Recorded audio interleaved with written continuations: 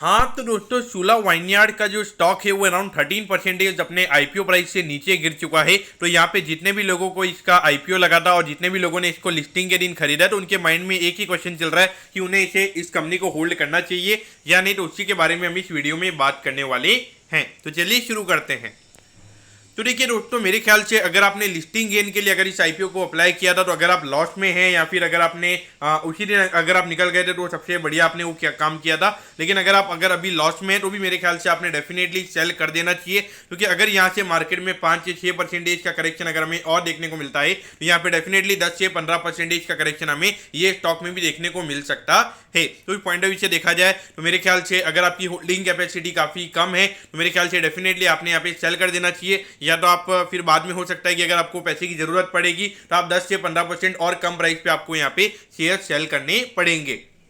अगर मैं यहाँ पे long term point of view से अगर मैं बात करूंगा, यानी कि जिन इन्वेस्टर्स की जो होल्डिंग कैपेसिटी हो यानी कि वो मिनिमम 1 साल से ज़्यादा वो होल्ड कर सकते हैं, तो उनके लिए अगर मैं बात करूंगा तो देखिए मेरे ख्याल से अगर देखा जाए तो यहाँ पे ये जो कंपनी है काफ़ी बढ़िया मुझे यहाँ पे नजर आती है। खास करके अगर आप देखोगे पूरे इंडियन वाइन मार्केट के अंदर 50% से ज़्यादा का मार्केट शेयर हमें यहाँ पे ये कंपनी का नजर आता है। तो एक डोमिनेंट पोजिशन के ऊपर हमें यहाँ पे ये कंपनी नजर आती है।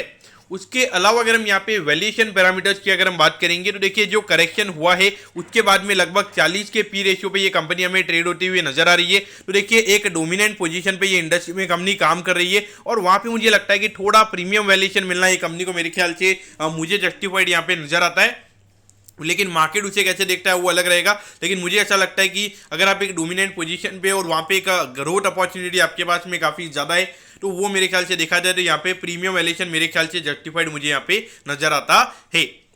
तो देखिए long term point of view से अगर आपको होल्ड करना है तो मेरे ख्याल से होल्ड किया जा सकता है। पर्टिकुलरली मैं यहाँ पे लगभग मेरे पास में इसके 15 से 16 लॉट यहाँ पे इस कंपनी के पड़े हुए हैं और मैं पर्टिकुलरली इसे होल्ड कर रहा हूँ। और अगर यहाँ पे 10 से 15% का करेक्शन अगर और होता है तो वहाँ पे डेफिनेटली मैं इसे बाय करने वाला हूँ। तो देखिए 310 रुपीज पे ये स्टॉक अभी ट्रेड हो रहा है। लगभग 1% के प्रीमियम पे यहाँ पे ये स्टॉक हमें लिस्ट होता हुआ नजर आया था और उसके बाद में लगातार हमें यहाँ पे करेक्शन देखने को मिला है। तो देखिए ऐसा नहीं है कि ये कंपनी ऐसे ही नॉर्मली गिर रही है। अगर हम ऑल ओवर ब्रॉडर मार्केट की अगर हम बात करेंगे, जितनी भी small cap mid cap companies है सब में 5 से 6% का करेक्शन हमें देखने को मिल रहा है। तो एक नॉर्मल काइंड ऑफ करेक्शन हमें यहाँ पे ये कंपनी में देखने को मिल रहा है, क्योंकि अगर कोई बायर ही अवेलेबल नहीं है और वहाँ पे अगर लोगों को सेल करना है तो उन्हें नीचे की रेट डाल के सेल करना पड़ेगा और इसीलिए हमें यहाँ पे स्टॉक प्राइस गिरती हुई नजर आ रही है। लेकिन फंडामेंटल पॉइंट ऑफ व्यू से अगर मैं बात करूंगा तो यहाँ पे लगभग 40 के पी पे मुझे लगता है कि अराउंड 20-25% जब मार्केट में रिकवरी आती हुई नजर आएगी तो मुझे लगता है कि अगले साल के एंड में, यानी कि जब अगले साल का जो दिसंबर है 2023 वाला, तब मुझे लगता है कि लगभग 450-500 रुपए के लगभग ये स्टॉक हमें ट्रेड होता हुआ नजर आएगा। अनटिल एंड अनलेस अगर यहाँ पे ज्यादा कोविड से रिलेटेड अगर इश्यूज हो जाते हैं,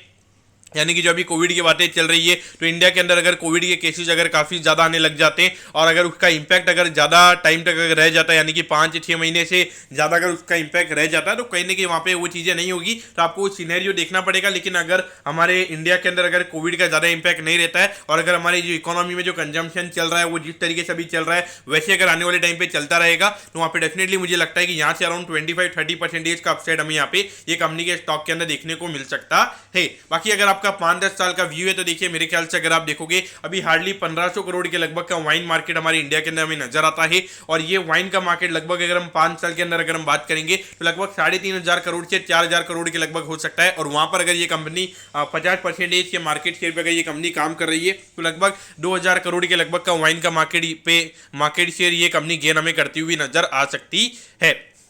तो उस पॉइंट ऑफ व्यू से देखा जाए तो मेरे ख्याल से अपॉर्चुनिटी काफ़ी बड़ी है। इंडिया में हार्डली 1% ऑफ जो पॉपुलेशन है वो वाइन ड्रिंक करती है। तो कहीं ना कहीं अगर आप देखोगे अगर हम ग्लोबली डेवलप्ड कंट्रीज से अगर हम बात करेंगे अराउंड 13% का वहाँ पे वाइन का कॉन्ट्रीब्यूशन हमें नजर आता है। लेकिन अगर हम आउट ऑफ इंडिया के पॉपुलेशन की अगर हम बात करेंगे तो वहाँ पे जो क्रिश्चियन कम्युनिटी है वो हमें काफ़ी ज़्यादा नजर आती है। इंडिया के अंदर जो क्रिश्चियन कम्युनिटी की अगर आप बात करोगे हार्डली 2 या 3% की पॉपुलेशन हमें नजर आती है। तो इसीलिए कहीं ना कहीं अगर आप देखोगे जो वाइन के जो मेन जो कस्टमर्स होते हैं वो क्रिश्चियन कम्युनिटी हमें यहाँ पे नजर आती है। उसके अलावा अगर आप देखोगे तो बहुत से जो लोग हैं वो कभी क्लब वगैरह में जाते हैं तो वो ड्रिंक कर लेते हैं, लेकिन जब नॉर्मली जो ड्रिंक वगैरह रहती है तो उसमें लोग विस्की वगैरह बियर वगैरह पीना वही वहाँ पे प्रेफर करते हैं। तो उस पॉइंट ऑफ व्यू से देखा जाए तो मुझे ऐसा लगता है कि अगर धीरे धीरे जैसे जैसे पर कैपिटा इनकम हमारे इंडिया का बढ़ता हुआ नजर आएगा तो वहाँ पे जो नॉर्मल विस्की वगैरह जो लोग अभी ड्रिंक करते हैं तो आने वाले टाइम पे वो वाइन पे शिफ्ट होते हुए नजर आएंगे। तो ऐसा मुझे लगता है। तो उस पॉइंट ऑफ व्यू से मेरे ख्याल से एक ग्रोथ अपॉर्चुनिटी काफी बड़ी है, रिस्क टू रिवॉर्ड रेशियो भी यहाँ पे काफी अच्छा नजर आता है। तो उस पॉइंट ऑफ व्यू से definitely long term point of view से आपने यहाँ पे ये स्टॉक को देखना